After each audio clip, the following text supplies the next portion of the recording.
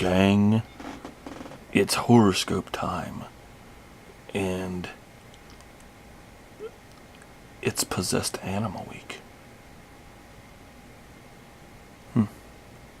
What could I pick?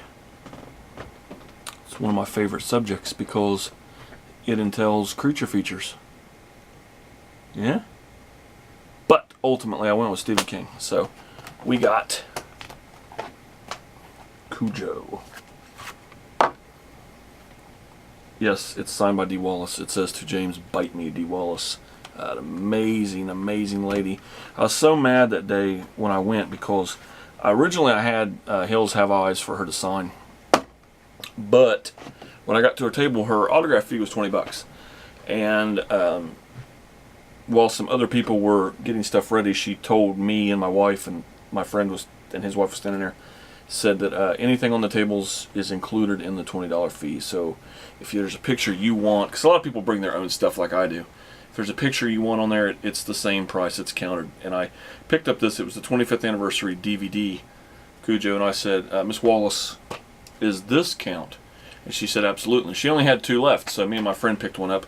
It's not the Blu-ray, but it's one of my favorite. I don't like slipcases, and you guys all know that, but this is one of my favorite slipcases. And you have to, when they put effort into a slipcase like this, I love them.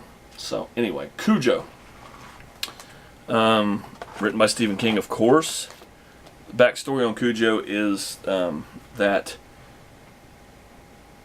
he, just like every book he writes, something like this happened to him.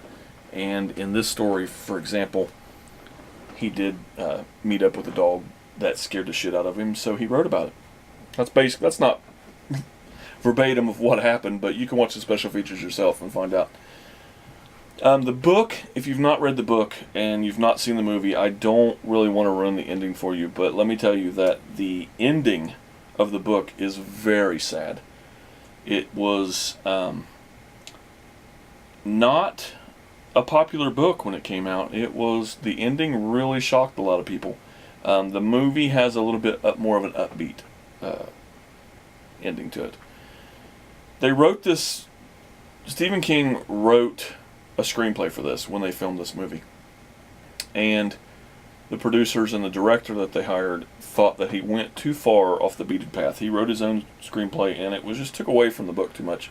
So they hired another writer, and when they did that, this guy basically just summarized the book, and it was like, I guess this movie would have been 4 hours long. So they had another guy come in and edit it, and I think he did a perfect job.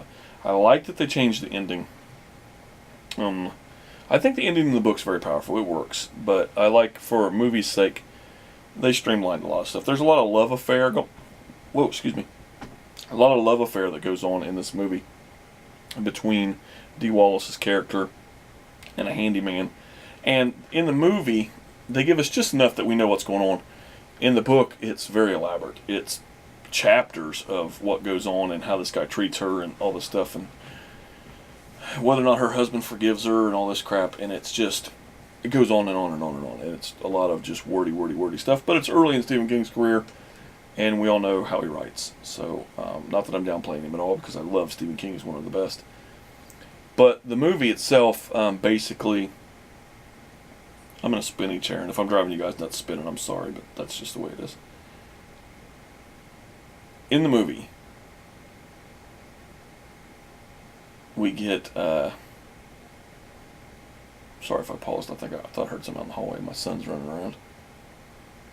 But in the movie, we get this mechanic. He has a dog. The dog, his name is Cujo. The dog is bit by a bat. The dog gets rabies. The dog goes nuts. Well, he goes nuts on a couple people. Then Dee Wallace, her car is breaking down. He's a mechanic, so she's taking her car to his garage. And of course, nobody's there. The mechanic's wife and son are out of town. The mechanic at this point is dead, even though he's supposed to be out with some friends. He gets killed by Cujo. And they are stuck in their car for a day. Maybe 2 days. I think it's overnight, maybe another day.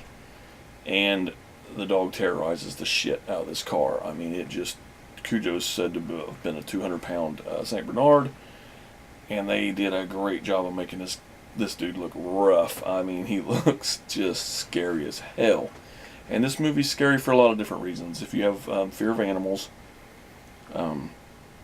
claustrophobic because you're in the car, and it works so good. The camera work in this movie is so good at making you nervous. With the I don't know, it's like through Cujo's eyes sometimes, or when she gets out of the car, or she's moving, you don't know where the hell he's at. Or they'll show us him and she doesn't know where he's at, and it's at his level, like the camera is where the St. Bernard's eye level would be. Even though you're not looking at his perspective, it still shows you that, and I think that's really good. One thing I do like about the book a lot, in the early part of the book, it is told, certain parts of the book are told from Cujo's perspective. And I think that's really smart writing, and I give it up to Stephen King for that. But anyway, check it out, check the book out. I just read the book, I hadn't read it in years, and I just read the book last week, no, the week before last. And when it came up with this on the thing, I was like, you know what, that is so coincidental that I'm going to do Cujo. I have to do Cujo. So check it out. If you haven't read it, please read it. It is a good book. It's a really short read. It's not a long book.